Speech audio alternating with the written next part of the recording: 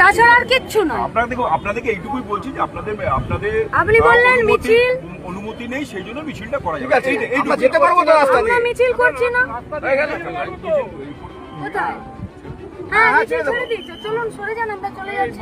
না, এরকম ভাবে আপনি ঠিক করবেন। আমরা তো টিম, পুরোটাই টিম। আমরা মিছিল ঠিক আছে, কাকে আমরা বলে, যাচ্ছি মিছিল তাহলে। কাকে বলে না। আমরা আমাদের মতন করে যাই, চলো। মিছিল কাকে বলে, মিছিল কাকে বলে না। মাইক ঝান্ডা বাদ দিয়ে তো আমরা যাবো, এটা আমার অধিকার আছে। আপনার কোডটা প্রসিডিওরটা কি জানেন তো? এই নেতৃত্বদের নামে একটা কেস দেবার, আর অন্য কিচ্ছু না। আমরা তৃণমূলের সরকার দেখেছি, আর আমরা বিজেপির সরকারও দেখছি। বিজেপির সরকারের এটাই কাজ, শুধুমাত্র কেস দিয়ে আর জেলে ভরে রেখে দেওয়া। আর এ তো পশ্চিমবঙ্গে নতুন নয়, ওটা ভারতবর্ষেই দেখছি।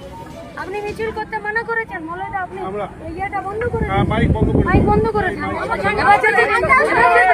যাও যেতে দেবেন না। দেখুন, আমাদের সঙ্গে করবেন না। আপনি দাঁড়িয়ে থাকতে চাইলে আমরাও এখানে আমরা রাত তো 12টা আপনাকে অবধি অন ক্যামেরা বললাম যে আমরা মিছিল করছি না, এর চেয়ে বড় ইয়ে কি আপনার? আমরা রাত 12টা অবধি দাঁড়িয়ে থাকতে পারি। আপনি রাত 12টা অবধি দাঁড়িয়ে থাকবেন তো? থাকবেন না। 10টা মিনিট পরে আপনি আমাদেরকে তুলবেন, না তুলে নিয়ে একটা কেস দেবেন বাজে। আসলে তো উদ্দেশ্য তাই আপনার, এছাড়া তো আপনার কোনো উদ্দেশ্য নেই। আপনি মিছিল আটকাতে চান।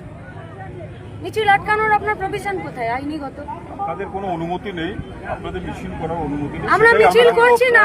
আমরা মিছিল করছি না, বলে তো বলে দিলাম। দিলাম তো আপনাকে। এতবার বলতে হবে বলুন। মানে আমরা এখান এদিকে থেকে যাবো তো, করবোটা আমি কি? যাবো এদিকে। আপনাদের চান। হ্যাঁ, ঠিক করবোটা আছে, কি? চলো।